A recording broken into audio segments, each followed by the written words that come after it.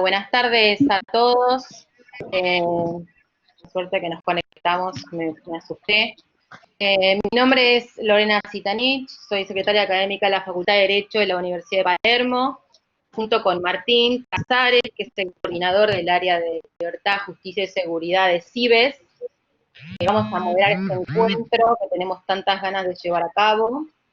El encuentro de la videoconferencia se centra en el sistema penal desde la mirada de las víctimas, y CIBES es un centro de estudios en ciudadanía que pertenece a la Facultad de Derecho, y en esta ocasión vamos a presentar el Observatorio de Víctimas, donde van a participar sus miembros, que son familiares directos de víctimas de delitos ocurridos en Argentina.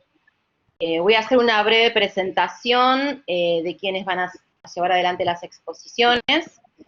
En el orden en que van a hablar, va a estar Vivian Perrone, que es mamá de Kevin Sedano, Jimena Aduris, mamá de Ángeles Rawson, Guillermo Bragna, papá de Soledad Bragna, Alberto Levos, papá de Paulina Levos, Matías Bañato, víctima de la masacre de Flores, y Luciana Carrasco, subdirectora del Observatorio de Víctimas. Martín, te cedo la palabra, si quieres darle la bienvenida. Obviamente les agradezco a todos el espacio y la oportunidad de escucharnos que nos dan hoy. Bueno, muchas gracias Lorena y a todos los integrantes de la Facultad de Derecho y del CIBES que nos dan la oportunidad de estar en este nuevo encuentro. Muchas gracias a todos los participantes que nos vienen a acompañar en esta tarde y especialmente a los integrantes, los queridos integrantes del Observatorio de Víctimas, a cada uno de ellos, la verdad que muy agradecido, los conozco y tuve la oportunidad de hacer otras actividades y sé que son personas, la verdad, de una grandeza que han podido transformar el dolor en algo positivo para que a los demás no les pase y no tengan que vivir lo que les tocó vivir a ellos.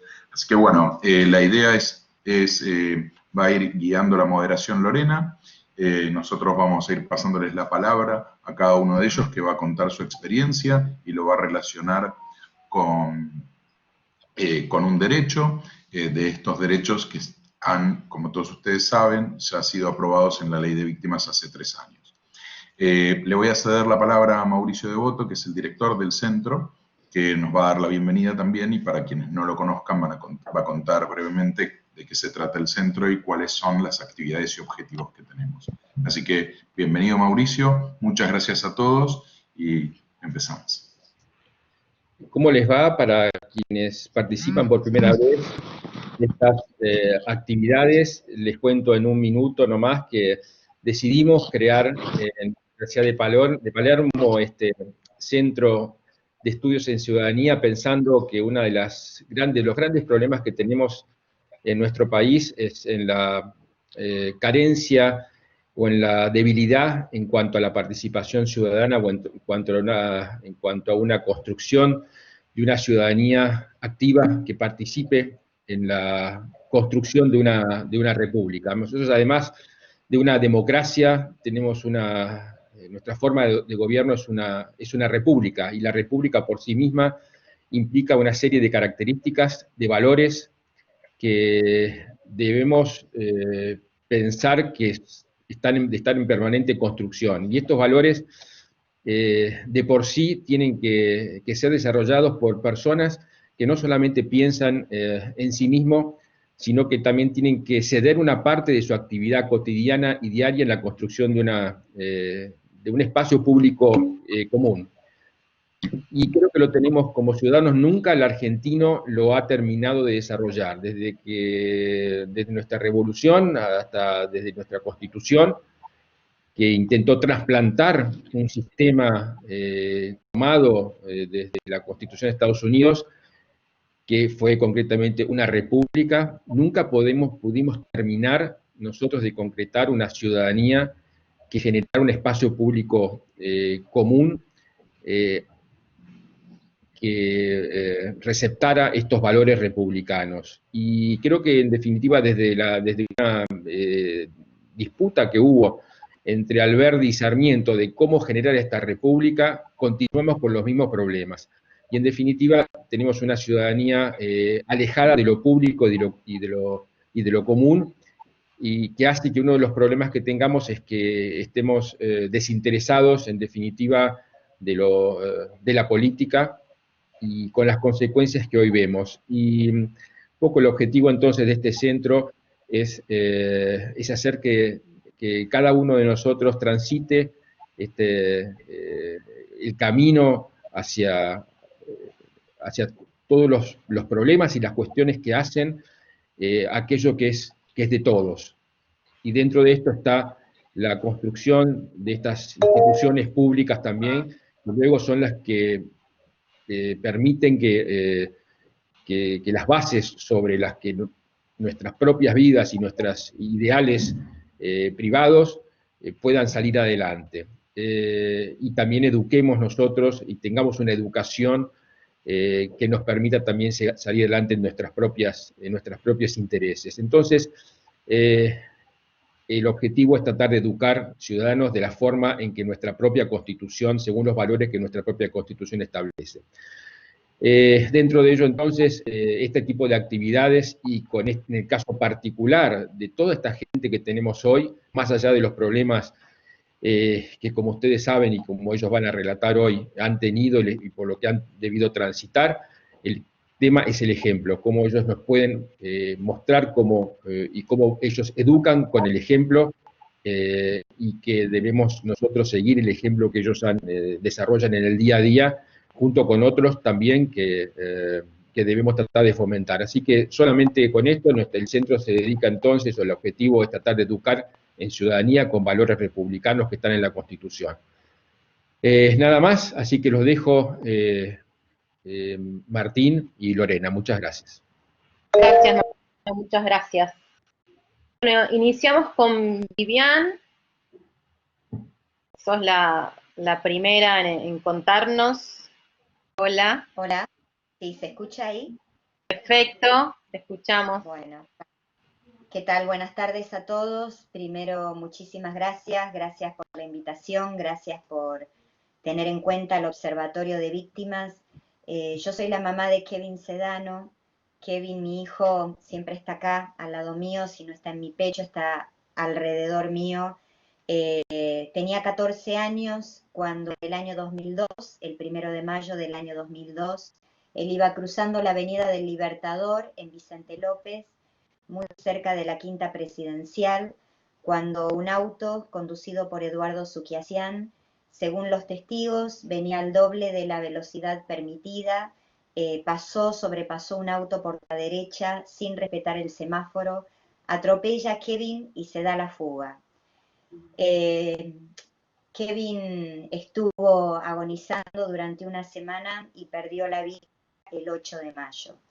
Durante esa semana que la familia de Kevin estuvo a su lado, estuvimos conteniéndonos entre todos, la familia de Eduardo Suquiasián se dedicó a poder alterar, perder, entre comillas, las pruebas que había para esta causa.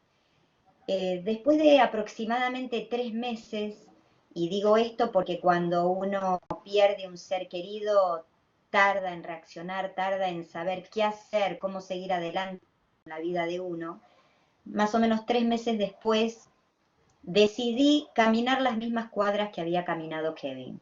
Así que fui caminando por la Avenida del Libertador, y ahí me di cuenta que había videocámaras que nadie había pedido, que había una marca en el pavimento, una huella que nadie había levantado.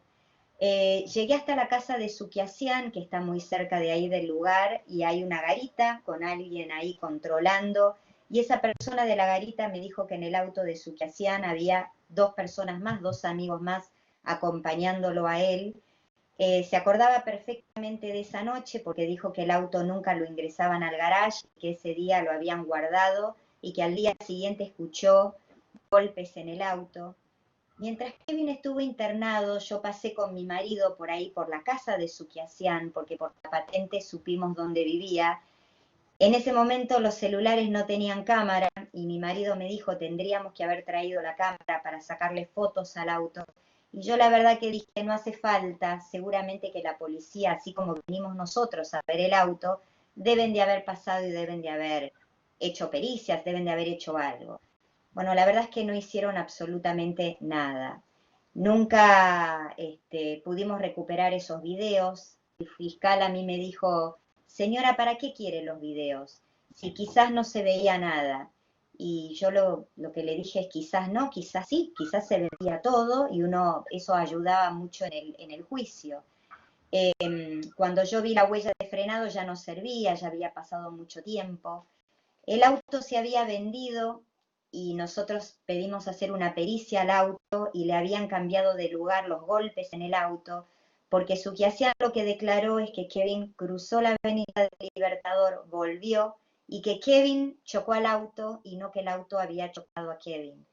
Pudimos hacer pericias fue fácil demostrar que esto era una mentira, además que todos los testigos decían lo contrario. Como él se fugó, nunca se le pudo hacer alcoholemia ni ver si tenía estupefacientes en sangre. Ahora, el tema es que después de este golpe tan grande, después de esto que uno vive, encima uno tiene que estar emocionalmente fuerte para enfrentar todo esto, y la verdad que también tiene que tener dinero para pagar las pericias, dinero para pagarle un abogado, dinero para decir, bueno, voy a tener que trabajar un poco menos porque tengo que ir a la fiscalía, porque tengo que ir a hacer averiguaciones. Como esto fue en provincia de Buenos Aires, yo después tenía que ir a La Plata. Llegamos a juicio 5 años después, los amigos de Kevin, que en ese momento tenían 15, cuando llegamos a juicio tenían 20, y por suerte no se acordaban de muchos de los detalles, pero ustedes saben que esto nos juega en contra, ¿no? a todo el resto. O juega en contra a las víctimas especialmente. En mi trabajo yo sufría depresiones, a mí me decían, o sea, de los dueños del colegio, yo soy profesora en un colegio secundario, yo daba clases en cuarto año B y Kevin estaba en cuarto año A, y yo todos los días veía el banco vacío de mi hijo, veía a sus amigos que habían estado juntos con él desde salita de 3, y los dueños del colegio a mí me decían, por favor no hagas marchas, por favor no te metas en temas políticos, por favor. Y era una lucha interna también, ¿no? Y después esto lo cuento como para que ustedes vean lo que sufre una familia y cómo es como si cayera una bomba cuando ocurren estos hechos. Mi marido, que me decía que él no iba a poder soportar ver al asesino de nuestro hijo, una semana antes del juicio sufrió un infarto. Carlos tenía 50 años y falleció de un infarto. Así que a partir de ese momento me convertí en único sostén de la familia, tanto emocionalmente como económicamente. Y fue a partir de ahí que empecé esta gran lucha en decir, bueno, ¿cómo puedo llegar a evitar que esto le ocurra a otras personas? Hace 2 años pedimos al Ministerio de Justicia, donde estaba el doctor Garabano, el poder tener un protocolo vial, que se levanten las pruebas, que realmente tomen datos de los testigos, que no tengamos que estar nosotras las víctimas deambulando por la calle, por los juzgados, para que se muevan las causas y para que existan esas pruebas que nos ayuden, ¿no? Este protocolo se hizo, este protocolo está muy completo, pero lamentablemente ahora necesitamos firmas de los ministros para que se comience a aplicar. Cuando llegamos a juicio, el estudio jurídico que defendía Suquiasian era el estudio jurídico de León Arlanian, del doctor Arlanian, que en ese momento era el ministro de Seguridad de la provincia de Buenos Aires. Yo vuelvo a decirles, soy docente y no tenía los contactos que tenía el ministro de Seguridad de la provincia de Buenos Aires. Y todo esto yo se los cuento para que les quede muy en claro lo importante que es la ley de víctimas. La ley de víctimas ayuda con apoyo psicológico, ayuda con apoyo jurídico. La ley de víctimas es un camino realmente que ayuda a sanar, que ayuda a atravesar este gran dolor. El dolor siempre va a existir, el dolor nos va a acompañar hasta el final de nuestros días, pero si uno pudiera atravesar este camino de búsqueda de justicia, y vuelvo a decir búsqueda de justicia para aclarar, porque algunos dicen las víctimas quieren venganza. Si uno quisiera venganza no nos pasaríamos, ya hace 18 años que falleció mi hijo, no haría 18 años que uno está en este camino, sería, hasta les diría, mucho más fácil. Lo que buscamos es justicia, porque lo que sana es la justicia, porque lo que ayuda a otros ciudadanos es la justicia, porque lo que ayuda a mis otros hijos, a mi familia, justamente es la justicia. Por eso sigo en este camino, por eso es tan importante la ley de víctimas y por eso sigo pidiendo que exista este protocolo vial para ayudar a las demás víctimas y para realmente tratar de evitar estos hechos. Así que agradezco que a través de esta exposición uno pueda dar a conocer la importancia que tiene esta ley, la importancia que tiene todo este trabajo. Les agradezco muchísimo a ustedes. Gracias a vos, Vivian, muchas gracias, muchas gracias. Vamos a continuar con Jimena. Hola, Jimena. Te damos la palabra. ¿Qué tal? Buenas tardes a todos y a todas. Muchísimas gracias por este espacio. Es muy importante para nosotros transitar este camino.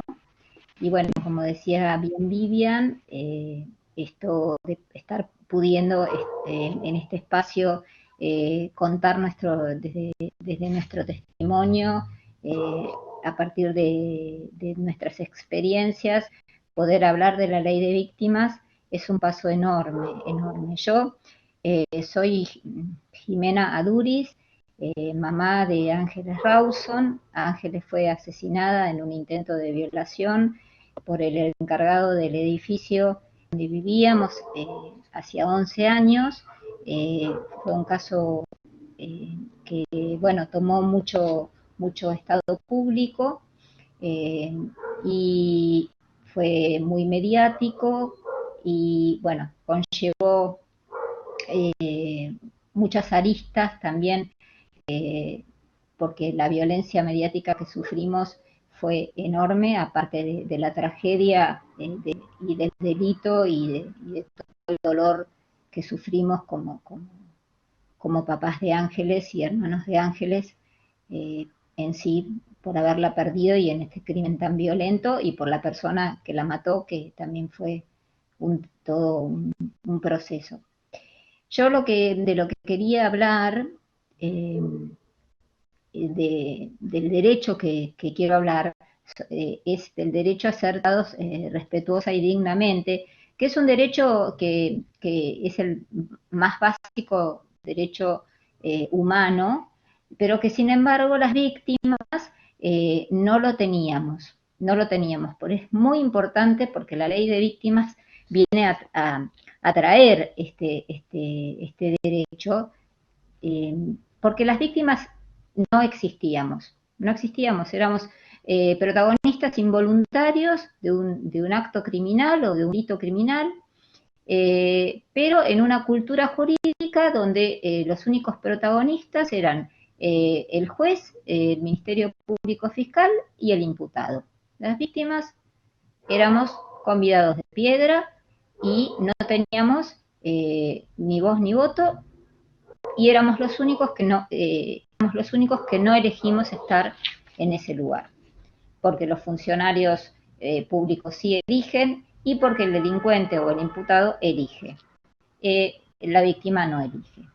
En el caso del asesinato de Ángeles, nosotros tuvimos, voy a ser autorreferencial y voy a hablar en primera persona, si me disculpan. Tuvimos dos experiencias diametralmente opuestas. La primera fue en la etapa de instrucción, un nivel de maltrato terrible, tan terrible, que significó casi yo diría que un 50 o un 60% de victimización, más que la muerte de mi hija.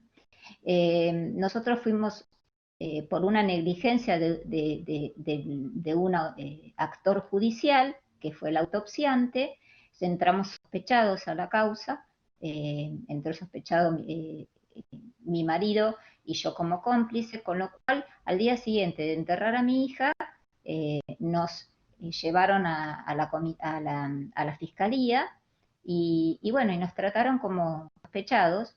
Me secuestraron mis herramientas de trabajo, yo tenía un auto, trabajaba para la empresa de mi hermano, me secuestraron en el allanamiento que hicieron durante el velorio de mi hija, me secuestraron mis PCs, mis celulares, con lo cual me quedé sin trabajo.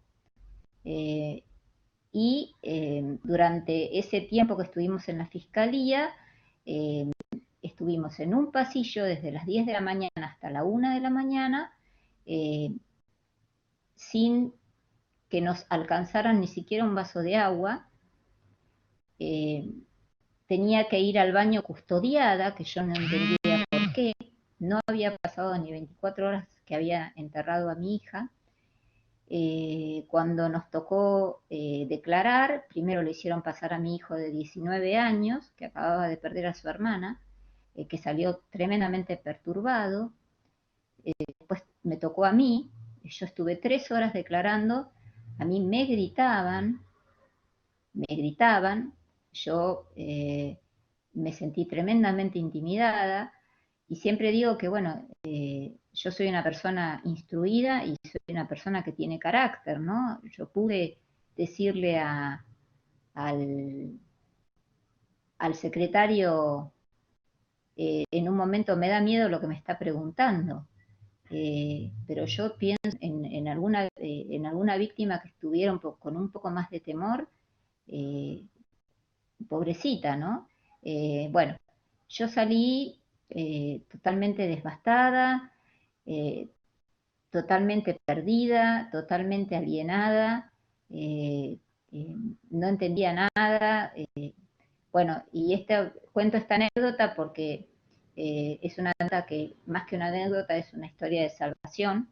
Me acerqué a la escalera a fumar un cigarrillo y vino un policía que no deja de ser una presencia de una fuerza de seguridad que para una persona que está en esa situación de vulnerabilidad tan importante como es una víctima que le acaban de matar a un hijo, que se hace persona de una fuerza de seguridad es muy importante. Y me tocó así la pierna y me preguntó, ¿comiste, mami?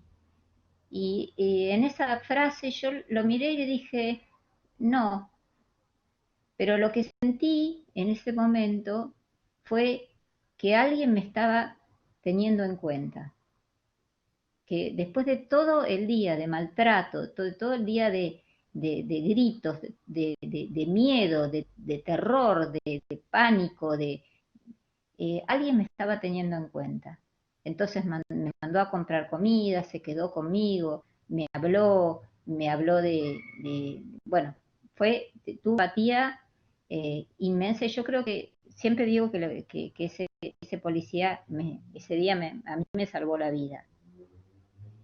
Ahora, por eso que es tan importante que los actores judiciales y policiales sean, eh, sean capacitados en abordaje a la víctima, porque la empatía, la escucha, la contención, mínima aunque sea, en esos instantes de tanta vulnerabilidad, en esos instantes que uno está choqueado, que no sabe para dónde disparar porque que no entiende nada, que tiene que tomar decisiones, por ejemplo, sobre se va a presentar a querellar cuando uno no escuchó ni siquiera alguna vez qué es un querellante. Bueno, es muy importante que esas personas, tanto los actores judiciales como los actores policiales, sean, bueno, de que tengan esta empatía que tuvo Octavio conmigo, ¿no? Y después, en el caso opuesto, en el debate oral, 2 años después, si bien la situación, yo fui la primera que declaró, el primero que declaró fue el imputado, pero después, como yo era querellante y era la mamá,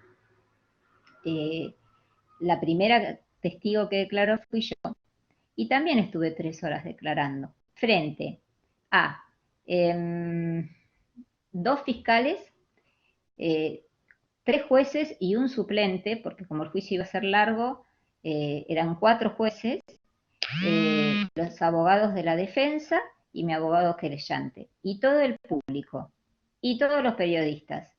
O sea que y el asesino de mi hija. O sea, más intimidante, imposible. Y sin embargo, la forma en que me preguntó el fiscal, como los jueces, cómo me respetaron, la paciencia, me pasearon por todo, o sea, todos me preguntaron. En ningún momento dejaron de preguntarme ningún detalle de toda esa semana. Pero en un determinado momento el presidente del tribunal dijo, bueno, señora, usted tiene que hacer un intervalo. Me llevaron a una habitación, me dieron un café. Lo cuidada que yo me sentí en el debate oral, siendo de nuevo un ambiente mucho más intimidante, me reconcilió con la justicia. Y a partir de ese momento fue que yo decidí ser parte de esta labor de acercar a la justicia, o sea, sensibilizar a la justicia, que esto que me había pasado con el tribunal fuera algo que fuera para todo el mundo. Por eso, una de las misiones fundacionales y uno de los objetivos fundacionales del observatorio y de la ley de víctimas justamente es la capacitación y la docencia, vuelvo a repetir, de los actores judiciales y policiales en el abordaje a la víctima. Bueno, les agradezco muchísimo, muchísimo este espacio y espero que, bueno, quedo a disposición para cualquier inquietud que tengan y bueno, acuérdense de esto, ¿no? Que siempre una palabra de cariño, aunque no sepamos las víctimas sepamos que nuestros hijos no van a volver, pero el sentirse contenida es un alivio enorme. Muchas gracias. Gracias a vos, Jimena, muchas gracias, muchas gracias. Vamos a continuar con Guillermo. ¿Qué tal? Buenas tardes a todos y a todas. Un agradecimiento por poder participar en esta charla. Yo soy el padre de Soledad Barnia, que en mayo del 2009, en un intento de violación, un vecino nuestro, Pablo Díaz, la asesinó. Este asesino estaba cumpliendo, nosotros no sabíamos, vivíamos en una casa de departamentos, no sabíamos que tenía, lo veíamos cuando tenía las salidas transitorias debido a una anterior condena por una violación de una niña de 15 años. El tema, voy a decir cuál es el derecho que hemos conseguido en la ley de víctimas. Hemos conseguido entre todas las víctimas que hemos peleado por esa ley y que efectivamente muchos legisladores nos hicieron caso, y contarles qué me pasó personalmente a mí. Solamente 4 derechos. Uno que ya mencionó Jimena, que es el derecho de información de las autoridades y trato digno y respetuoso. No fue para nada lo que le sucedió a Jimena. ¿Por qué? Primero, porque a nosotros nunca nos dejaron entrar a nuestro propio departamento, que era donde habían asesinado a Soledad. No nos brindaron ningún tipo de atención y sinceramente parecíamos que estábamos ninguneados, lo que acá se les llama ninguneados, es que no nos toman en cuenta. Y la única persona de los servicios de seguridad que se acercó a mi señora fue cuando mi otra hija se entera y llega al edificio de que habían matado a su hermana. Evidentemente se puso a gritar, muy nerviosa, se puso a gritar, llorar, gritar, llorar, gritar y llorar y no para. Y la única consulta que le hicieron a mi señora es si mi hija que estaba gritando era violenta porque no paraba de gritar. Esa fue realmente una cosa que nos dimos cuenta qué mal preparadas están las fuerzas de seguridad para tratar a las víctimas. En el primer momento donde uno realmente no consigue concientizar qué es lo que pasa. El tema después de recibir asistencia psíquica, física y social. Yo les aseguro que desde el punto de vista de la atención de parte de servicio de seguridad, que en este caso es la policía, nosotros ni nos advirtieron cómo era el tema de dónde teníamos que ir a reclamar el cuerpo de Soledad. Por haber sido un homicidio, fue a la morgue forense. Nosotros tuvimos que ir a hacer la identificación.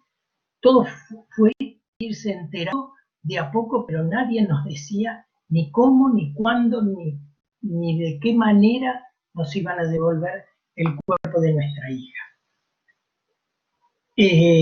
Psíquicamente, salvo la intervención, muy mala intervención de esa oficial, nunca tuvimos ningún apoyo psicológico.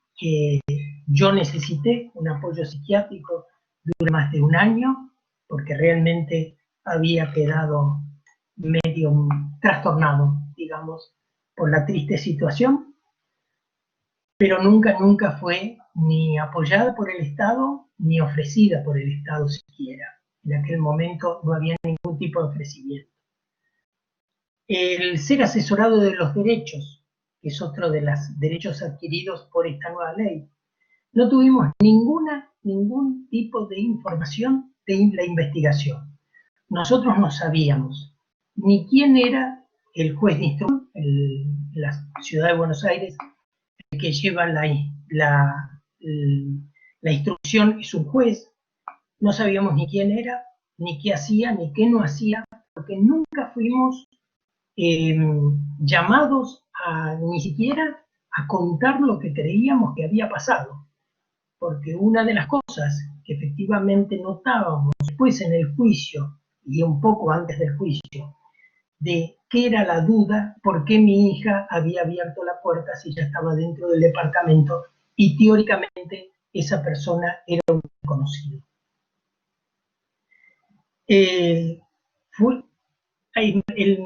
Nosotros tuvimos la desgracia de que el abogado que iba a ser nuestro querellante cometió un error en el escrito donde solicita ser querellante y nos negaron ser querellantes.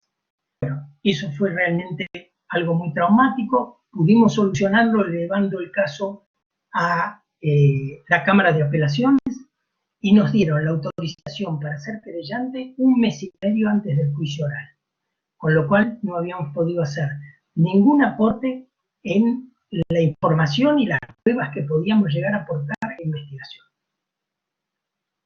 Respecto de la situación, las víctimas deben de ser informadas respecto de la situación de la persona imputada. Por haber sido un caso muy público, porque realmente fue muy público, nosotros nos enteramos primero que el asesino había sido un individuo que estaba preso por una violación anterior. Nosotros no lo sabíamos como vecinos, y además que había sido vuelto a la cárcel y que estaba preso. Esa fue la información absolutamente periodística, pero nadie se acercó a darnos. Y 2 cosas que nosotros pudimos haber aportado. ¿Cómo era que este hombre realmente podía obtener la apertura de la puerta de nuestro departamento por parte de nuestra hija? Este individuo, que nosotros, les vuelvo a decir, no sabíamos que estaba preso y con salidas transitorias, consigue una salida transitoria los días viernes sin la tutela de su esposa. Él estaba casado y con una hija de 8 años. Los sábados, cuando él salía, tenía las salidas transitorias, se ponía en el hall de entrada del edificio a tocar la guitarra y cantar con su hija. De ahí, los que lo veíamos, lo conocíamos como vecino, como un tierno papá que cantaba y tocaba la guitarra con su hija, y mi hija, cuando bajaba, yo estoy seguro que encontraba que su novio estaba hablando con esta persona, esperando que ella bajara. Con lo cual, para ella no era un desconocido, para mí tampoco, pero no era un desconocido y por eso abrió la puerta. Y segundo, que el tercer viernes que le dan ese permiso especial, los días viernes, sin la tutela de la esposa, era el único día que mi hija Soledad no tenía facultad y estaba todos los viernes a la mañana en casa, que es cuando sucede el intento de violación y el asesinato posterior.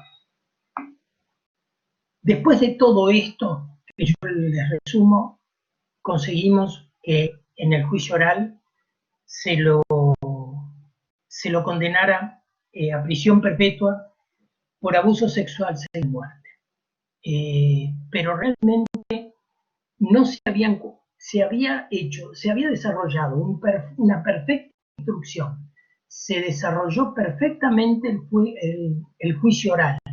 El tribunal fue excelente en la forma en que encargó el juicio, tomó las declaratorias y todo, pero con esto digo, salió todo bien, pero nosotros no nos enteramos casi de nada hasta 2 meses antes del juicio oral.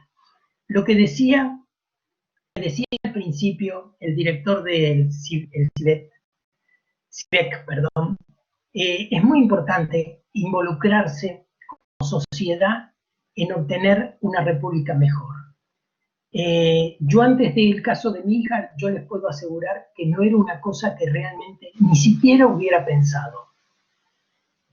Ni bien pasa lo de mi hija, a los 2 años conseguimos la primera modificación que hubo de la ley de ejecución penal, impulsada por nosotros y con el apoyo de diputados, por supuesto.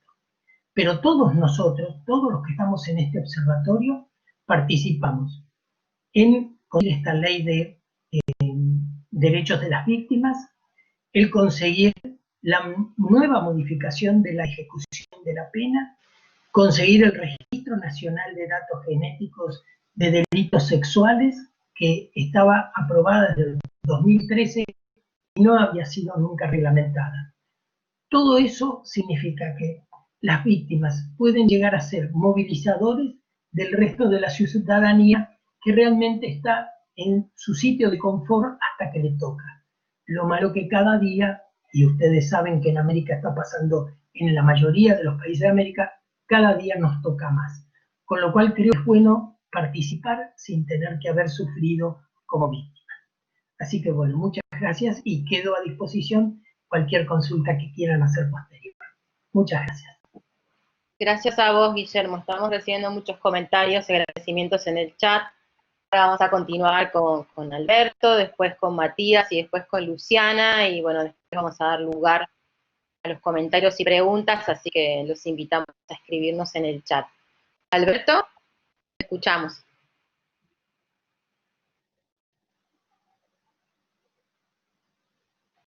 Estás con el micrófono apagado, Alberto. Activa tu micrófono.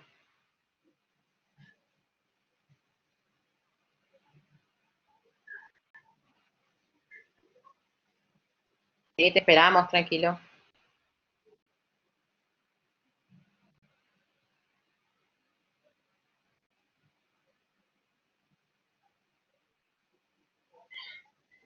Uy.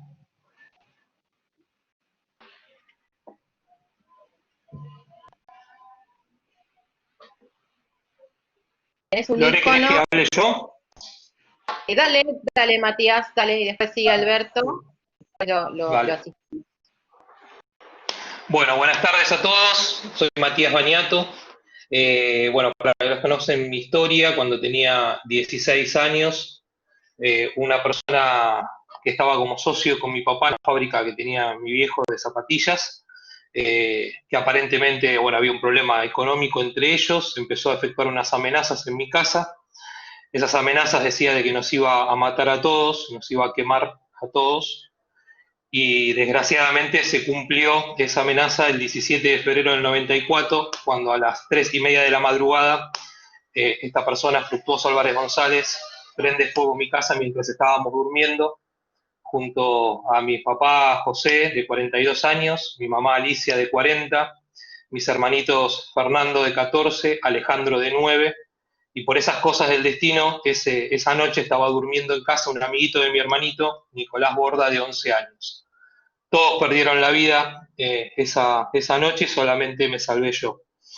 Yo voy a contar y quería compartir con ustedes cómo fue lo que yo tuve que vivir con la justicia, por qué decidí hoy estar formando parte de esta lucha, ser integrante del Observatorio de Víctimas, y en qué me ayudó la ley de víctimas una vez que la logramos.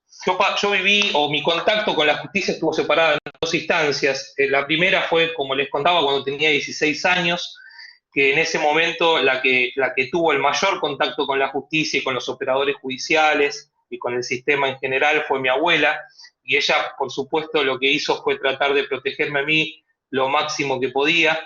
Entonces yo tuve como algunas participaciones, obviamente que las tenía que hacer porque era el único sobreviviente, pero mi mayor contacto fue varios años después del juicio, una vez que esta persona fue condenada. Mi abuela en ese momento eligió, obviamente hoy comparto y sigo sosteniendo que es el camino más acertado, como decía Vivian, de confiar en la justicia, de buscar justicia. Y bueno, ella se quedó con esa condena que le habían dicho que era prisión perpetua, y muchas veces, como ustedes saben, el sentido común no es acompañado en el derecho.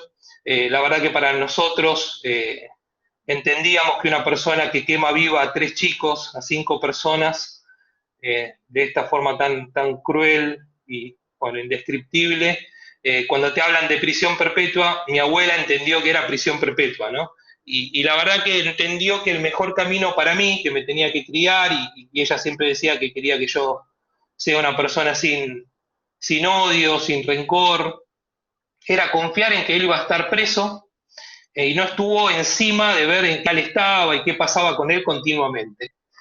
Para resumírselos, en el año 2010, la condena fue en el 95, a las 3:30 de la madrugada, el mismo horario del incendio, suena el teléfono en mi domicilio, atiendo y era la voz de este monstruo advirtiéndome de que me preparara, que me iba a quemar como a mis viejos y a mis hermanos. Y ahí empieza esto que yo les quería compartir a ustedes, que es en la instancia de la ejecución de la pena, ¿no? Que es algo que obviamente, como cualquier ciudadano de a pie, yo desconocía por completo, no tenía ni idea de qué era la ejecución de la pena, no tenía ni idea de lo que era, bueno, ser querellante, un montón de palabras que tuve que aprender a las trompadas con mi experiencia a partir de esa amenaza esa noche, ¿no? Yo imagínense que no dormí, obviamente, después de ese llamado. Esperé a una hora prudente para llamar a quien era mi abogada cuando fue el juicio, que era una amiga de mi mamá también.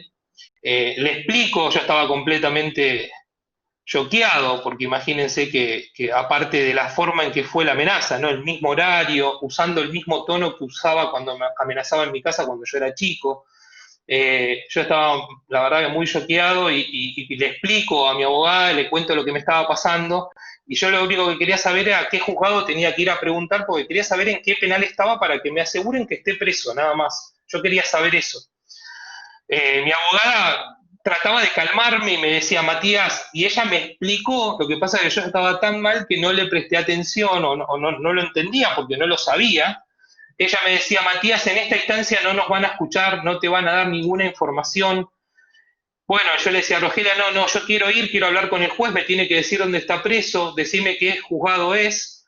Entonces, bueno, me da la dirección, yo automáticamente salí para el juzgado, ella estaba justo en una audiencia, así que no podía acompañarme, fui solo, me presento en la mesa de entrada del juzgado de ejecución y le cuento lo que les estoy contando a todos ustedes.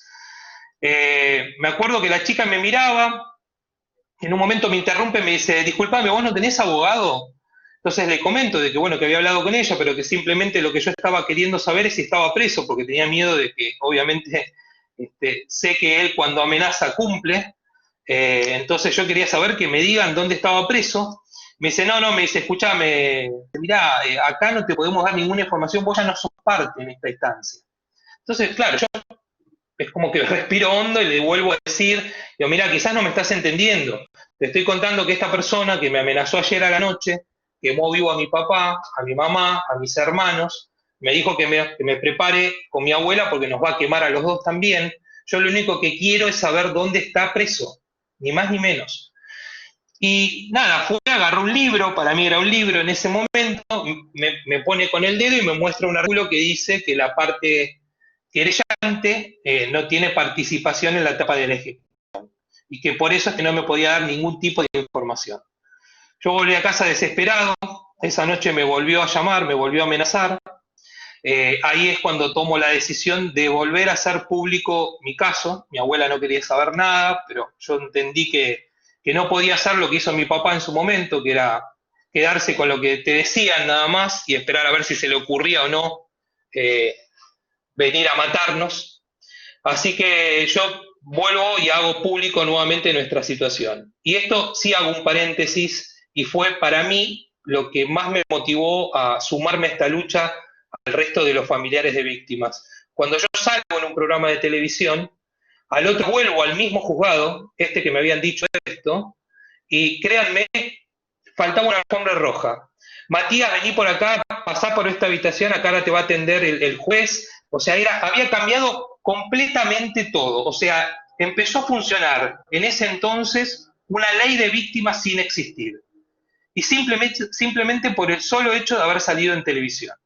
Y fue algo, créanme, que a mí me indignó de tal forma, porque no podían entender, porque no había cambiado el juzgado, no había cambiado el juez, no había cambiado la persona que me atendió. O sea, era increíble el cambio de un día para el otro, por haber salido en televisión.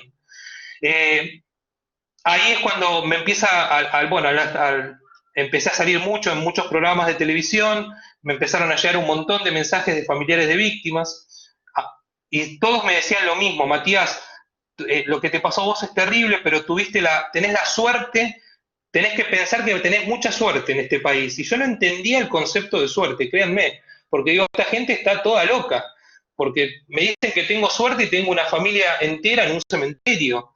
Y entendí después que referían a esa suerte por esto de poder salir en un medio de comunicación, que para muchas víctimas, le diría para la gran mayoría, es casi imposible. Y esto, bueno, Alberto ahora cuando hable se los va a contar. Para las víctimas de las provincias y para la gente de Capital Federal y Gran Buenos Aires es difícil, para la gente de la provincia 1000 veces peor. Y ahí es cuando yo entendí que tenía que hacer algo más allá de lo que pasaba con mi causa.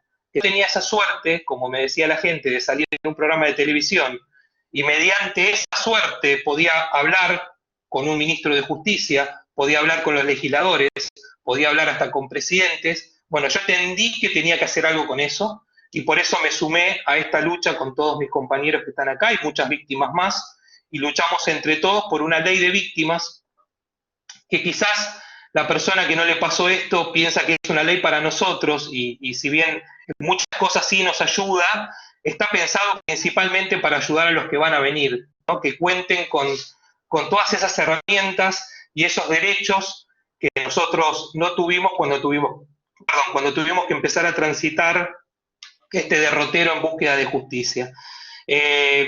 Mi causa, bueno, creo que la gran mayoría lo conocen, esta persona estaba libre, lo habían liberado, nunca me habían informado absolutamente nada, por esto de que no me consideraban parte en la instancia de la ejecución. A raíz de la ley de víctimas, después lo detienen, trato de hacerlo lo más cortito posible, pero muchos años de lucha. Obviamente, como ustedes saben, empiezan las apelaciones, empiezan los pedidos de libertad condicional, de salida transitoria. Una vez que se sancionó la ley, llegamos en uno de esos pedidos, él pidió ser incorporado a la ley de extrañamiento, y gracias a la ley de víctimas tuve la posibilidad de ser la primera víctima en la justicia ordinaria, de ser escuchada en una instancia como es casación, que era algo impensado. Era impensado hablar a los jueces de casación. Y esto, Luciana, que nos acompaña hoy, les va a poder también decir, la cara de los jueces cuando yo les hablé a ellos directamente era increíble, porque no estaban acostumbrados a escuchar a una víctima, ¿no? Y yo, lo que me gusta siempre aclarar, que más allá de un derecho que tiene que ser, y hoy celebro que sea, para la víctima ser escuchada e informada, también por un tema de seguridad, ¿no? Que la víctima tiene que saber qué está pasando con esa persona, cuando le van a dar un beneficio y demás. Gracias a Dios y gracias a nuestra lucha, como siempre digo, hoy ese derecho existe en nuestro país. Si bien hoy es una ley de orden público, estamos luchando muy fuertemente desde el observatorio con todos mis compañeros para poder tratar de que se aplique. Ustedes saben que muchas veces esto entendemos que es un gran cambio de paradigma y más allá de que la ley existe, en muchos lados no se aplica, así que para nosotros por eso es muy importante este tipo de charlas con futuros operadores, con operadores en ejercicio. Cada posibilidad tenemos de hablar, como tenemos con ustedes hoy, para nosotros es un gran paso, es una gran fuerza para poder seguir, porque no es fácil hacer esta tarea, no es fácil tener que estar continuamente contando lo que nos pasó, pero entendemos con cada logro como el de hoy que vale la pena seguir apostando por intentar vivir en un país más justo. Así que les agradezco nuevamente que nos hayan invitado, que nos estén escuchando y los invitamos a que se sumen a ayudarnos a entre todos poder tener un país más justo. Muchísimas gracias. Gracias Martín y a toda la universidad por esta oportunidad. Muchas gracias, Matías, y a cada uno de ustedes por el testimonio, por la fuerza y por ese seguir adelante todos los días, que realmente creo que hace una sociedad cada día un poquito mejor. Para seguir vamos a escuchar a Alberto Levos, con un caso también tremendo en la provincia de Tucumán. Como decía recién Matías, que muchas veces estas situaciones son peores aún en provincias como Tucumán. Alberto, ¿estás ahí? Pero, ¿les parece si seguimos con el próximo y vemos cómo podemos solucionarlo de Alberto? Y sigamos con Luciana y ahora le vamos a pedir a Alberto, no sé si nos escucha, que salga de la conferencia y vuelva a entrar y ahí seguro se soluciona. Así que Luciana, seguimos con vos. Bueno, una palabra, déjame decir, de Luciana, una gran amiga y intensa y feroz luchadora por los derechos de las víctimas. La verdad que para mí es un orgullo poder estar compartiendo este momento, obviamente con todos ustedes, pero el crecimiento que tuvo Luciana, profesional y creo que también personal, con todo este trabajo que viene haciendo muy fuerte y muy coordinado. Nada, quería destacarlo públicamente porque la verdad que muchas veces también es el liderazgo, el acompañamiento y la coordinación de todas estas cosas que en muchos casos, por gente como Luciana, se puede llevar adelante. Así que Lu, gracias y bueno, es tuyo el micrófono. Bueno, muchísimas gracias. Agradecer a Mauricio, a Lorena y bueno, a Martín, que se dieron cuenta que es un amigo y por eso las palabras. Pero gracias Martín porque vos me diste la oportunidad hace 4 años atrás y confiaste en mí en el Ministerio de Justicia con este trabajo. Y creo que voy a estar eternamente agradecida porque fuera del crecimiento profesional que yo puedo haber tenido, lo que decía hoy Mauricio, yo me siento que estoy haciendo algo. Cuando termina mi día de trabajo, siento que hice algo, que sumé, no que resté, que sumé. Y siempre le digo a mis hijos que ojalá les pase eso en su vida, que su trabajo signifique algo más que solo ir a trabajar. Tratar de hacer que todos vivamos en un lugar mejor.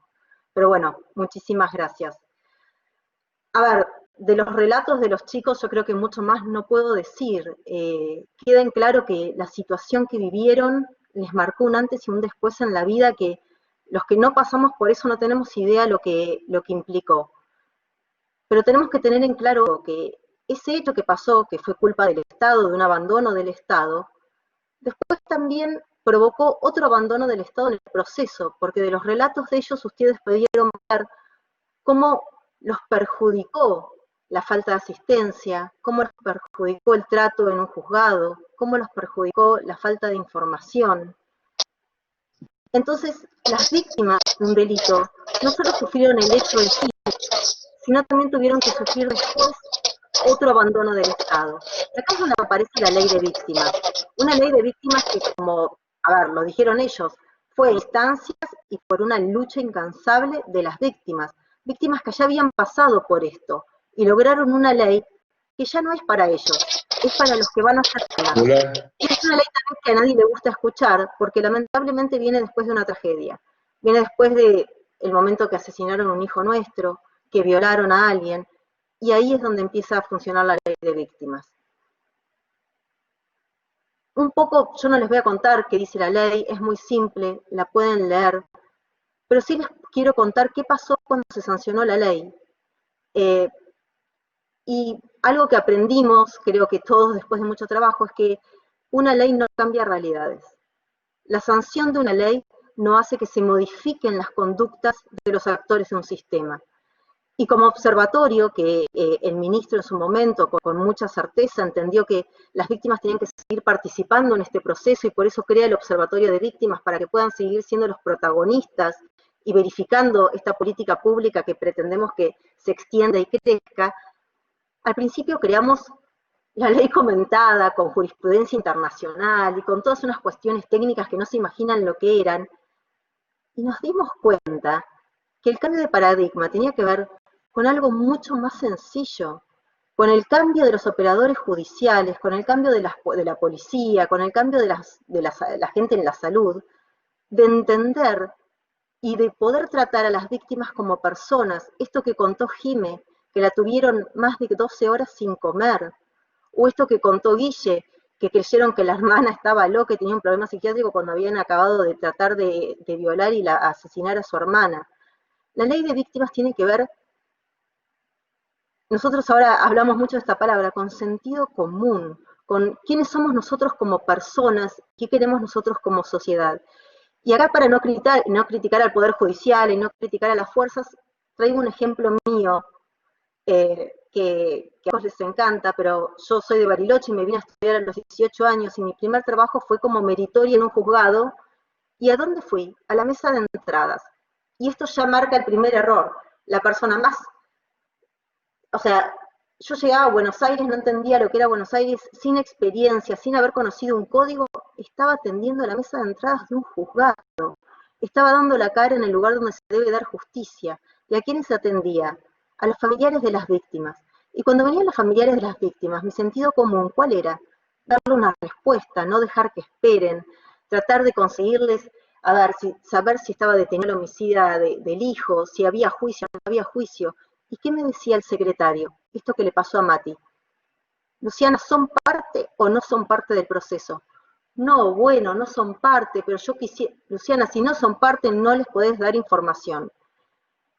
¿Y qué pasó? En un momento esa lucha mía se transformó, yo pasé del otro lado del escritorio y empecé a contestar lo mismo que los otros operadores judiciales. A ver, siempre decimos lo mismo, ¿eso me transforma en buena o mala persona? No lo sé. Lo que sí sé es que me mecanizó y me metió en un sistema de justicia que no tenía en cuenta a la víctima, que no tenía en cuenta que había personas del otro lado y que no eran expedientes, pero que sí en la universidad nos enseñaron que los imputados no eran expedientes, sí en la universidad nos enseñaron sobre los derechos de los imputados, que está perfecto, pero hoy en día, si ustedes se ponen a ver qué pasa con toda la ley de víctimas, no hay una materia en las universidades que sea de víctimas de delitos, y esto te marca dónde estamos parados. Por eso nosotros cuando empezamos a trabajar con la ley, empezamos a trabajar en modificar de todo lo que esto se habla del paradigma, de cambiar el paradigma, es que la capacitación, que la educación es el punto clave para llegar a todos lados. Y por eso festejo y celebro que estemos hoy acá reunidos con más de 100 personas conectadas de todo el país, incluso de Latinoamérica, escuchando los relatos de los chicos. Y acá no me quiero ir mucho de tiempo, pero me quiero detener en algo que es marca todos los relatos de las víctimas con las cuales charlamos diariamente. El acceso a la justicia. Hoy hablábamos de una república, ¿no? Una república requiere ciudadanos. Y cuando hablamos de ciudadanos, para ser ciudadanos y tener una república, necesitamos acceso a la justicia. El acceso a la justicia implica que haya un piso de igualdad en todos los ciudadanos de la Argentina, que no dependa de la suerte, de dónde naciste o de quién sos, de que puedas acceder a justicia, que no dependa de un medio de comunicación, que no dependa si tuviste un buen fiscal o un mal fiscal, que puedas acceder a justicia.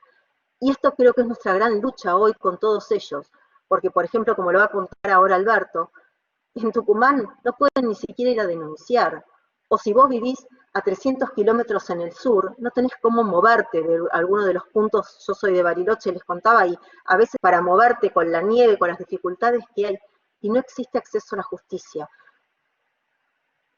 Si nosotros no entendemos que tenemos que trabajar por una igualdad en un Estado de Derecho moderno, donde no se puede permitir que haya ciudadanos de primera y de segunda, es muy difícil que avancemos a una sociedad democrática, a una sociedad justa, que es lo que creo que todos queremos hoy en día.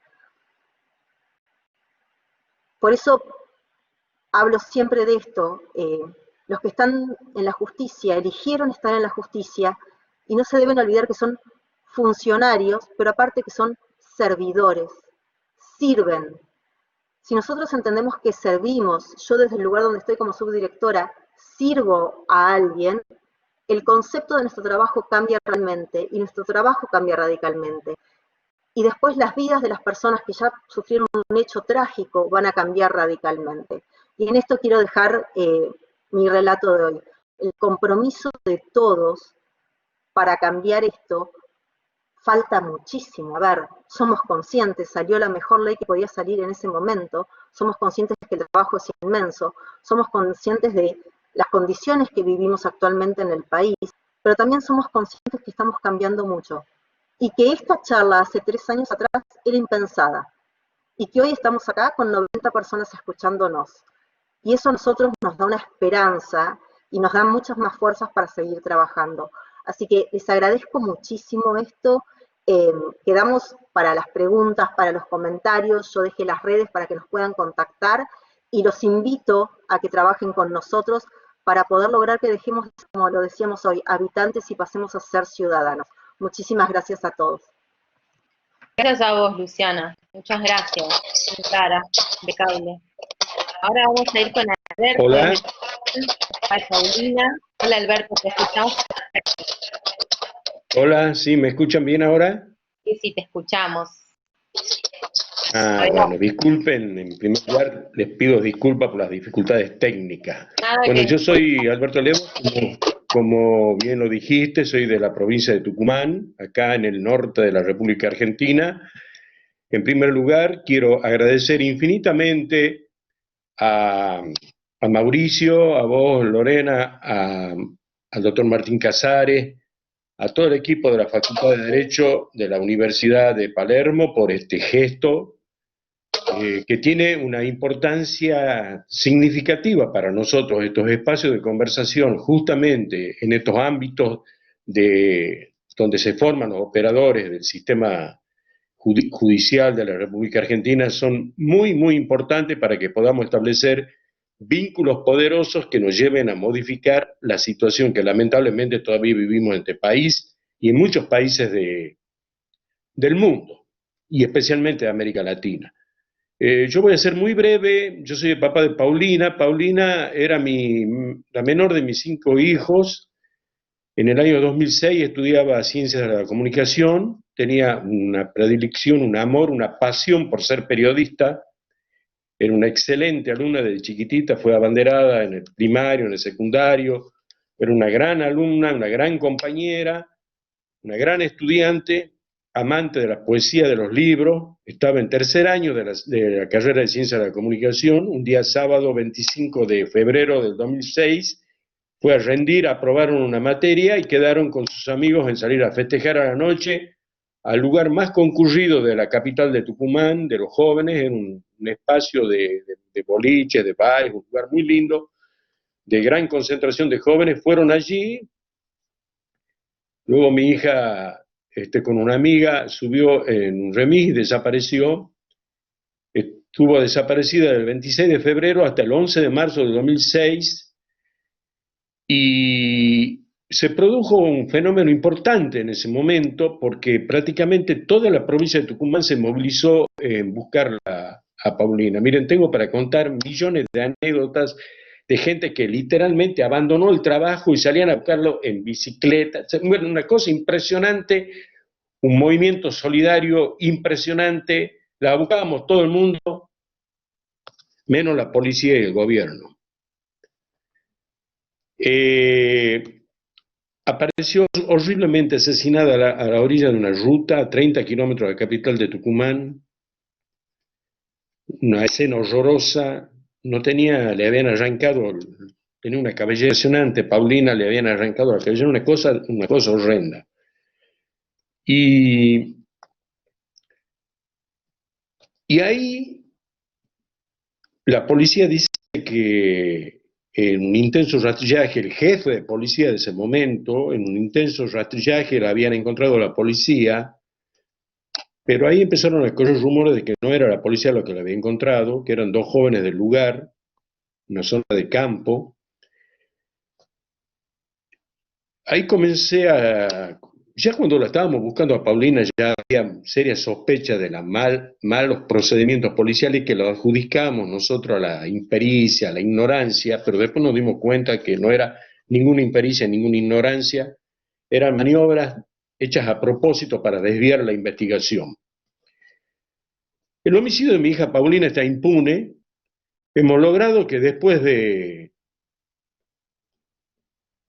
12 años se haga un juicio oral en contra del que era secretario de Seguridad de la provincia, del que era jefe de policía, del que era subjefe de policía, del que era jefe regional norte, y se lo condene a la máxima pena de encubrimiento agravado por haber destruido pruebas, que son nada más que 6 años de prisión. Está imputado en el homicidio, en las maniobras de encubrimiento, el que tuvo a su cargo la investigación de la causa, el fiscal de la causa, Carlos Albaca.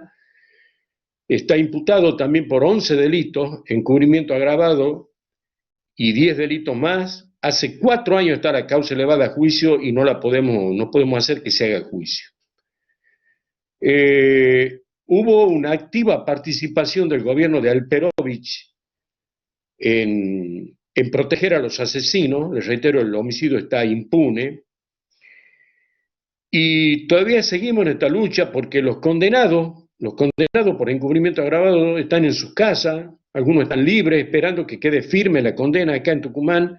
La Corte Suprema de Justicia actúa como Cámara de Casación. Se le ha vencido el plazo el 12 de mayo, el 19 de mayo, perdón, para que quede firme la sentencia y hasta el día de hoy no la deja firme. Hay jueces que se excusan. Es todo un proceso tremendo donde queda patentizada esta realidad terrible del sistema jurídico que está a favor de los delincuentes.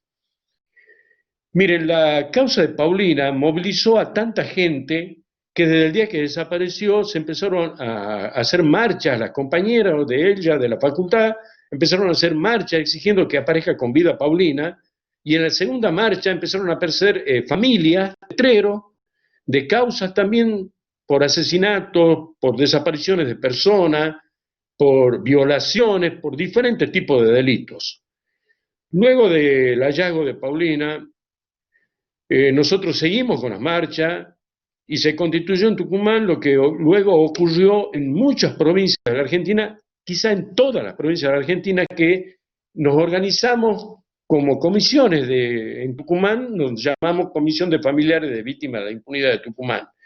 Ahí empezamos a conocernos y a encontrar denominadores comunes en casi todos los casos, que son, por ejemplo, la mayoría de los casos hay testigos y no hay protección para los testigos, y la absoluta indefensión y abandono por parte del Estado de las víctimas y de la familia de las víctimas. En Tucumán, nosotros en el 2006 logramos que se sancionen 2 leyes, una ley de asistencia a víctimas de delitos y una ley de protección de testigos, y recién por gestión del doctor Garabano logramos que se reglamenten las leyes en el 2018 la ley de protección a testigos y de asistencia a víctimas de delito en Tucumán, pero no son operativas porque no le dan presupuesto.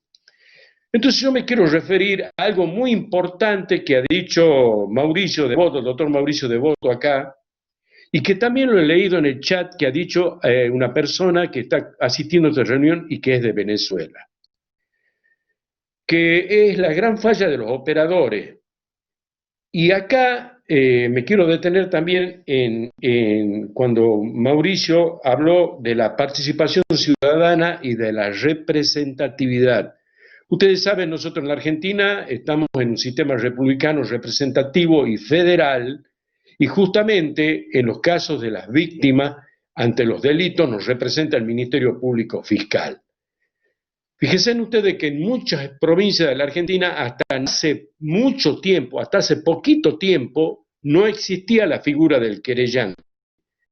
Entonces toda la carga de la investigación, el impulso de la actividad estaba en manos del fiscal que representaba a la víctima. Y acá está la otra gran debilidad del sistema, donde la representatividad está en un estado de debilidad absoluta en todo sentido. Porque yo les preguntaría a cada uno de ustedes, ¿por qué legislador, por qué funcionario del Poder Ejecutivo, o por qué ministro público, o por quién del Ministerio Público Fiscal nos podemos sentir representados? Esas son las grandes debilidades de un sistema donde ha apuntado muy bien Mauricio, diciendo que es imprescindible la mayor participación ciudadana, y nosotros tenemos que bregar para pasar de un sistema representativo a un sistema mucho más participativo ciudadano, donde podamos tener mayor voz y voto en todas estas decisiones que tanto nos afectan. Acá lo han relatado muy bien todos mis compañeros que me han precedido. Si no fuese que nosotros logramos que nos contengan periodistas, que nos contengan artistas o que nos contengan funcionarios públicos, como ha sido el caso de Martín Casares y Luciana Carrasco, donde han dado un ejemplo de empatía, de solidaridad y de estar a la altura de las circunstancias, es muy difícil llevar adelante esta lucha. Miren, para darle un ejemplo, en Tucumán el 1 de septiembre se ha cambiado el Código Procesal Penal y ha pasado todo a la oralidad. ¿Saben cuántas causas han quedado del sistema anterior? 40.000, para que las resuelvan en 3 años 3 tribunales conclusionales. Eso significa que cada tribunal tiene que hacer 37 juicios por día en 3 años, incluidos sábado y domingo. Eso es una condena a la impunidad. ¿Me entienden? Eso directamente nos lleva a una condena a la impunidad. Mientras tanto, nuestros representantes están enfrascados en luchas fratricidas para seguir sostenidos en el poder, para ver quién domina más al poder judicial, para buscar impunidad y para hacer lo que han pretendido hacer no hace mucho, y que gracias a la iniciativa de Matías y de todo el observatorio nosotros hemos logrado que se frene esta liberación masiva de presos, de delincuentes. Es terrible lo que está pasando, necesitamos mayor involucramiento, necesitamos que se dicten leyes que vayan apuntando a condenar con firmeza la participación delictiva de funcionarios públicos. No puede ser que ser funcionario público sea un pasaporte a la impunidad. Necesitamos que se agraven las penas cometidas por funcionarios públicos. Miren lo que pasa con el encubrimiento agravado, que generalmente lo cometen funcionarios públicos. 6 años. Los condenados en el caso de Paulina están libres. Entonces, yo quiero resaltar esta necesidad de establecer estos diálogos para que nos transformemos entre todos en multiplicadores de esta actividad y que ojalá el día de mañana una familia de una víctima de delito que no elige precisamente estar en ese lugar, antes de acudir a una comisaría o una fiscal, tenga que acudir a un periodista para que le muestre lo que está ocurriendo. Nosotros todavía sentimos que la invisibilidad hace una alianza poderosa con la impunidad y por eso es nuestra desesperación de lograr que se visibilice esta situación. En este sentido, la Ley Nacional de Víctimas es una herramienta poderosa y nosotros estamos enfrascados en una gran lucha para que se la haga activa, para que realmente se la aplique en cada rincón de esta patria argentina. Les agradezco muchísimo, como ha dicho Luciana, quedan todos nuestros datos a total disposición, y bueno, pensando siempre que la mejor forma de que superar estas situaciones tan tristes es involucrándose con fuerza, abrazándonos todos en esta lucha para que no le pase a nadie lo que nos ha pasado a nosotros. Muchísimas gracias de todo corazón. Les reitero el agradecimiento a CIBES y a la Facultad de Derecho de la Universidad de Palermo. Muchas gracias. Gracias a vos, Alberto. Muchas gracias. Gracias. Bueno, culminamos con las exposiciones, pero tenemos muchos comentarios, preguntas. A ver si te parece repasar algunos. Hay comentarios muy interesantes, alguna que otra pregunta. Me parece perfecto. Los invito también a dejar las preguntas en el chat y indicando a cuál de los expositores está dirigida. Muchos comentarios, bueno, agradecimientos, felicitaciones, gracias por la oportunidad de participar, y muchas reflexiones haciendo, por ejemplo, acá la de Jazmín, de Provincia de Buenos Aires, diciendo que se aplican medidas de seguridad de los menores de 16 en hechos graves, pero el caso es que en la jurisdicción a donde trabajo, por lo menos hasta los 18 puede ser mantenidos en esa situación. O sea, en muchos está presente el comentario o la reflexión acerca de, en algunos casos se tiene la norma y en otros falta esto que ustedes mencionaban de el tema de implementación, ¿no? A ver si tenemos alguna pregunta concreta. Acá nos saluda Gianina de Perú, Fuerza Alberto de Anabel Fernández, una reflexión sobre los tiempos procesales. La justicia es muy lenta, lesiva y así no se puede llamar justicia. Si hubiera un referéndum de retención, es decir, el pueblo debe elegir si los jueces o fiscales siguen en su cargo, también mejoraría mucho el acceso a la justicia. Bueno, ahí yo en particular no estoy tan de acuerdo, me parece que nuestro sistema requiere de jueces y fiscales independientes y que esto implica la inamovilidad en sus cargos. Me parece que sí, llevando a este punto, tenemos que poner el acento en los sistemas de selección de magistrados para que lleguen magistrados que además de cumplir la ley estén comprometidos con una perspectiva de servidores públicos, ¿no? A ver si hay alguna pregunta puntual, sí, perdón, que me interrumpa, respecto a, no recuerdo el nombre, pero respecto a si había un sistema de asistencia a la víctima, no sé si Luciana quiere comentar, pero de la existencia del Cenavid.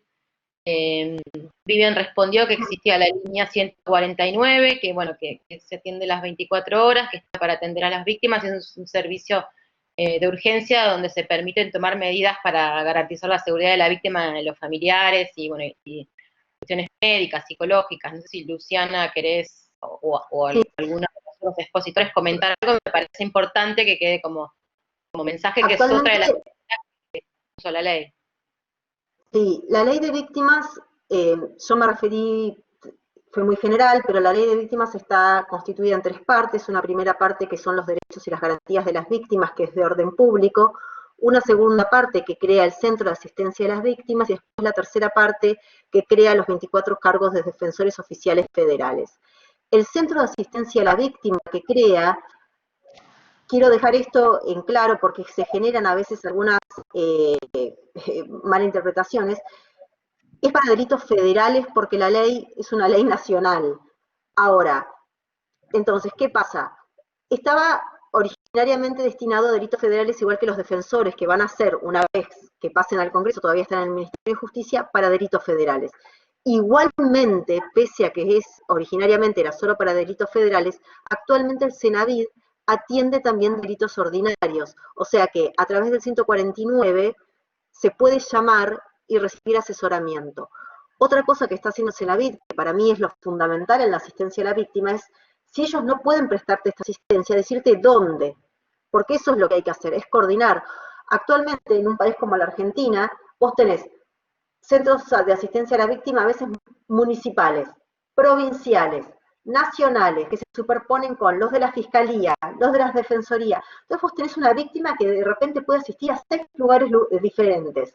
Y vos después le preguntas, ¿dónde estuviste? ¿Qué sé yo dónde estuve? A ver, después de una situación traumática, encima les exigimos que sepan a dónde tienen que ir, y hay como 5 lugares, y esto lo que hace es que se deslinden responsabilidades unos de otros, y se revictimice más que antes. Este es un gran trabajo que creo que dentro de los objetivos que tenemos se tiene que focalizar, y es organizar la asistencia a la víctima. El Cenabit, cuando nosotros estuvimos a cargo del Ministerio de Justicia, estuvo haciendo un gran trabajo en eso, ver dónde derivamos, cómo derivamos, con una derivación responsable de la víctima para saber qué pasó, pero actualmente, vuelvo al comienzo, a través del 149, si el Cenabit no puede prestar la asistencia porque es un delito ordinario, les va a decir quién se la va a prestar. Muchas gracias. Acá tenemos, a ver, por un lado, una pregunta para Guillermo. Ezequiel de Córdoba. Quería consultarle a Guillermo si opina que podría ayudar que exista un registro de violadores a los fines de evitar nuevas víctimas. Muchas gracias y felicitaciones. Guille, ¿está por ahí? En el año 2013 fue creado el Registro Nacional de Datos Genéticos de delitos sexuales. El tema está en que se reglamentó recién en el 2017, cuando las víctimas de femicidios nos dimos cuenta que nunca había sido reglamentada, y entonces pedimos que efectivamente se reglamentara, y en el ministerio del doctor Garabano se reglamentó. Lo que pasa es que hay algunas que otras dificultades en encontrar un sistema único de soporte de datos que sea común a todas las jurisdicciones, porque hay registros provinciales y hay un registro nacional. Hace 3 meses estuvimos reunidos como observatorio con la actual ministra Lozardo de Justicia. Se comprometió en nombrar un director de ese registro que no estaba ni siquiera nombrado, y tuvimos un Zoom con él y se comprometió de solucionar esos temas tecnológicos para permitir que efectivamente la incorporación de todos los datos provinciales al registro nacional. Entonces, la única condición que tiene ese registro es que deben de ser registro de condenados en firme, o sea, no procesados, sino condenados en firme. Y entonces sí se incorpora ahí durante 100 años el registro del ADN de ese violador. Muchas gracias, Guillermo. Tenemos una pregunta para Vivian. Marta consulta acerca del protocolo vial, en qué consiste y en qué está frenado y cómo se podría hacer para que se agilice su instrumentación. Bueno, el protocolo vial más que nada se basa en el levantamiento de pruebas después de un hecho vial, ¿no? Porque en este momento, cuando ocurre un hecho vial, uno se pregunta, ¿quién toma los datos de los testigos? ¿Quién levanta las pruebas? ¿Son los bomberos? ¿Es la policía municipal? Y por eso es que en tantas causas se pierden datos de testigos, están los testigos o están las víctimas por televisión pidiendo cámaras, pidiendo videos, porque no hay realmente un protocolo a seguir para que estas pruebas, que son tan importantes en cada caso, estén en cada una de las causas. Se hizo un simulacro hace 2 años, si no me equivoco, ¿no, Luciana? Ya pasaron 2 años desde que hicimos el simulacro junto con el Ministerio de Justicia de la Nación. Ahí se ajustó un poco más el protocolo todavía. El protocolo está, Lo que hace falta ahora es que lo firmen los ministros. Lo tiene que firmar el ministro de Transporte, el ministro de Justicia y el ministro de Seguridad. Nos agarró este cambio de gobierno y bueno, ahora falta esta firma de ministros para poder aplicar el protocolo y por supuesto que después se tiene que mandar a las provincias y cada provincia lo tiene que aplicar en su lugar. Muchas gracias, Vivian. Pablo Fernández les pregunta, más allá de las implicancias procesales y la investigación en cada uno de los procesos, ¿cómo piensan que fue el trato recibido de la Fiscalía y qué cambiarían de ello?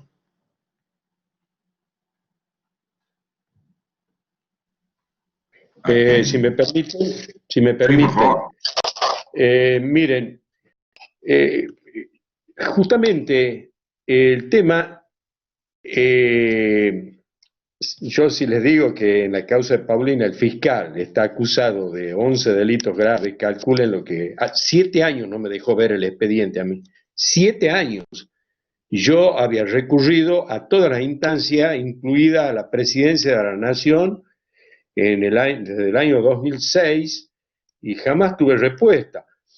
El problema no es tanto los códigos y los protocolos, que son muy importantes. La cuestión es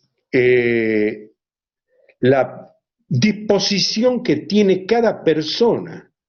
Acá en Tucumán, por ejemplo, qué suerte que te ha tocado tal fiscal o qué mala suerte que te ha tocado tal juez. ¿Me entienden? Y eso es lo que hay que modificar.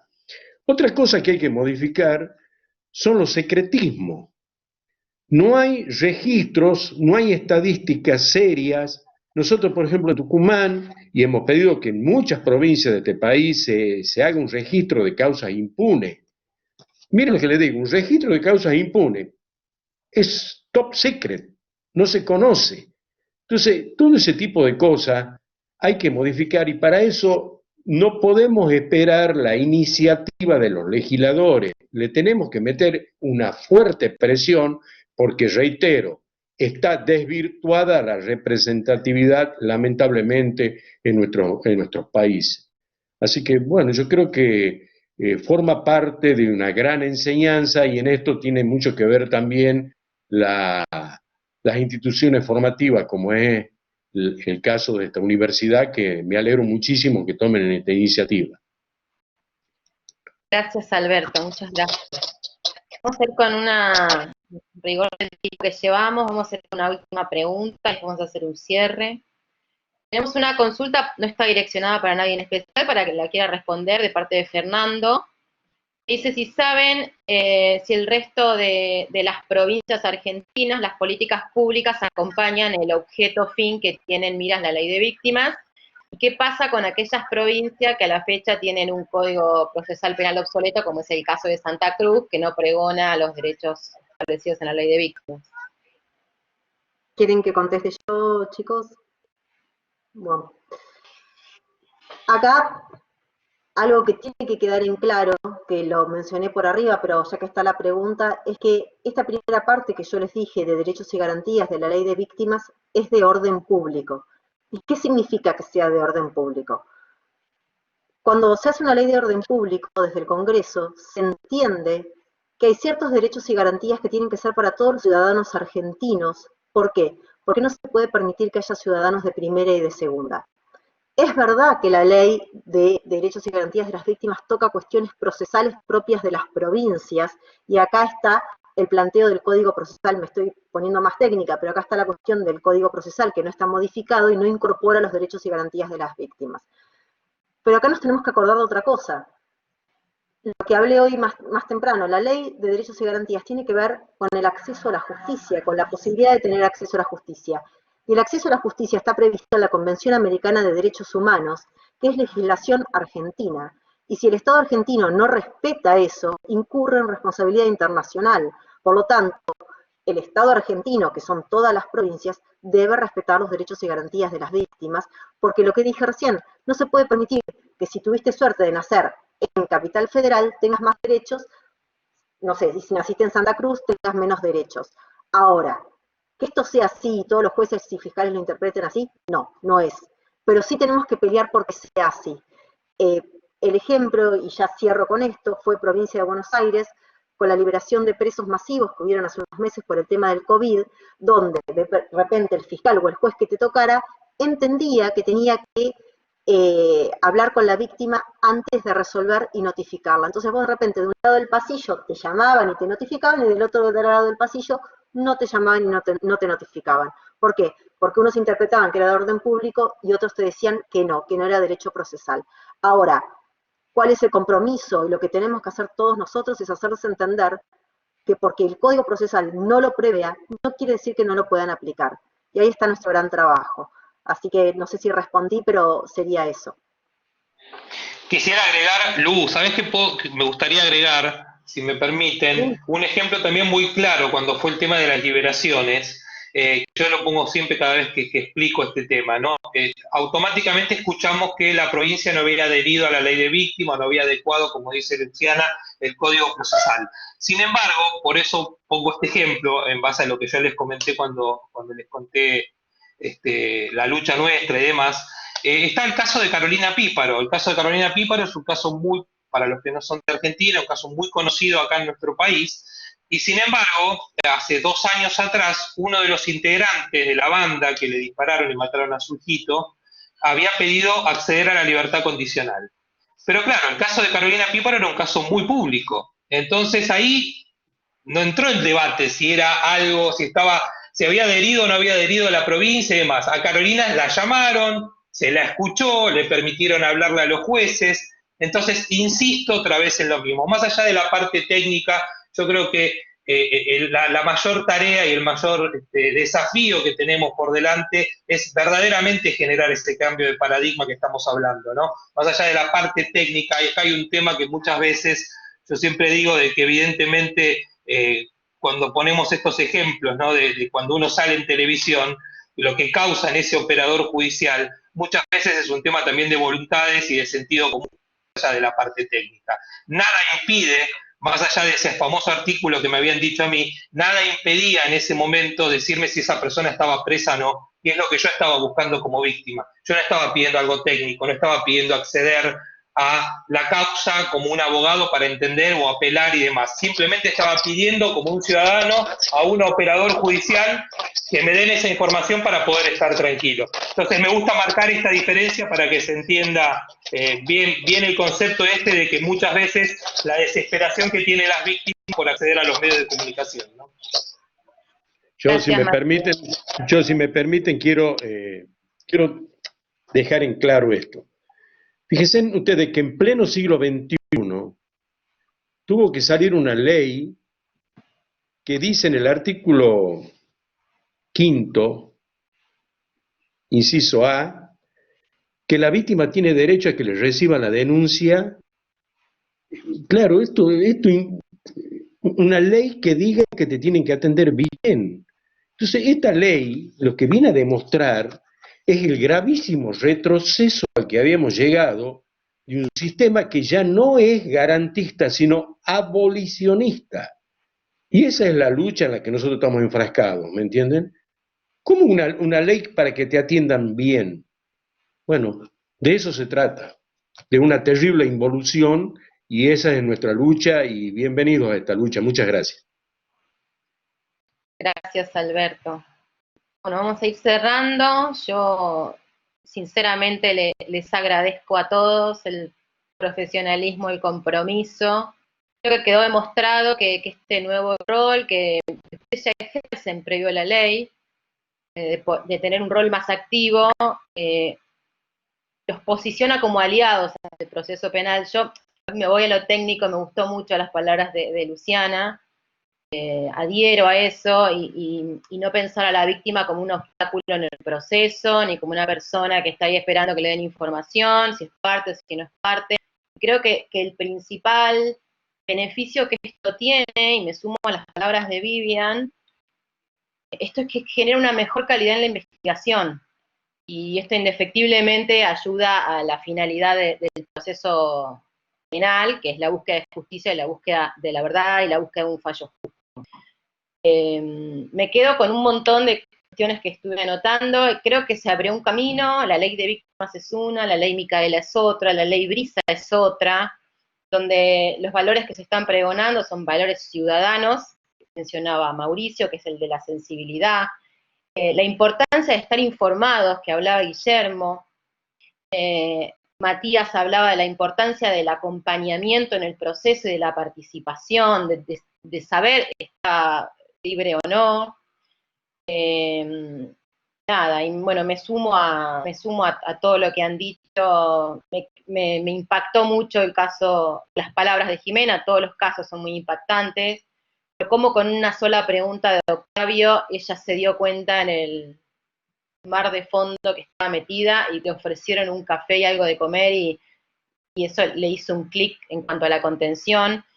Bueno, estoy muy impactada, les agradezco muchísimo a todos. Creo que todas estas cuestiones que surgen, esta charla y demás, ustedes han hecho camino al andar, pero creo que nos favorecen como sociedad y es una ampliación de derechos. Siempre voy a estar a favor de la ampliación de derechos, en todos los sentidos, cuando sean beneficiosos, obviamente. Pero creo que con esto ganamos todos y bueno, que no te pase, que no nos vuelva a pasar. Me parece un gran lema y nada, les agradezco mucho, a nivel personal, como Lorena, les agradezco mucho como secretaria académica de la Facultad de Derecho, estoy muy contenta cómo ha salido esto, muy contenta, así que nada, Martín.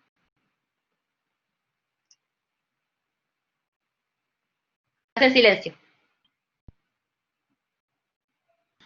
Muchísimas gracias, Lorena. Obviamente, Mati, Alberto, Vivian, Jime, bueno, Luciana. La verdad que me parece que es muy rico el intercambio, conocer los casos, todas estas cosas que ustedes pasaron y que esperemos no le pasen a nadie más. Soy un convencido de que la ley es importante, pero la ley es un piso y que más en un país como Argentina tenemos que ayudar al cumplimiento de la ley. Y esto que es, para que no quede en letra muerta, me parece que el ejemplo de la experiencia de ustedes, de esa participación, de ese compromiso, generó en ustedes mayor ciudadanía y llevó un cambio, que bueno, obviamente es un cambio lento, porque son muchos años, porque son estructuras, digamos, obsoletas, con otras dinámicas, pero realmente creo que la realidad judicial de las víctimas está cambiando, con pequeños casos, pero que estamos frente a avances. Y obviamente no tenemos que descuidar los temas de implementación, porque si no las leyes solas no se cumplen, se pueden no reglamentar, se pueden desfinanciar. Entonces tenemos que seguir con estas actividades de sensibilización, de capacitación, de básicamente seguimiento, coordinación entre las distintas áreas del Estado, como bien decía Vivian, con los protocolos, con un protocolo para recoger la prueba en casos viales, y todas estas cuestiones que son fundamentales para que realmente la nueva ley haga el cambio de paradigma. Entonces, la verdad que felicitarlos a todos ustedes por el compromiso, por la valentía y por haber podido transformar las tragedias por las que pasaron en algo positivo que realmente ha mejorado nuestra sociedad y sigue mejorándola con la lucha y la fuerza de todos los días. Muchas gracias desde el CIBES, gracias desde la Facultad de Derecho de la Universidad de Palermo, y la verdad que, bueno, como ya dijeron tanto Mauricio como Lorena, el espacio está para otras actividades y me parece que tuvimos muy buena repercusión, hubo mucho, creo que fue, Lore, corregime si no me equivoco, la charla que tuvo más feedback, en el cual hubo más ida y vuelta con los asistentes, y creo que eso amerita que pensemos en cómo seguimos, porque realmente las facultades de Derecho son el semillero de los poderes judiciales y de gran parte de la dirigencia y de los servidores públicos de nuestro país. Así que sabemos que contamos con ustedes, ustedes sepan que estamos a disposición para seguir juntos. Muchísimas gracias. Además, sí, Jimena. Discúlpame, Martín, el feedback a nosotros nos enriquece muchísimo. para seguir luchando.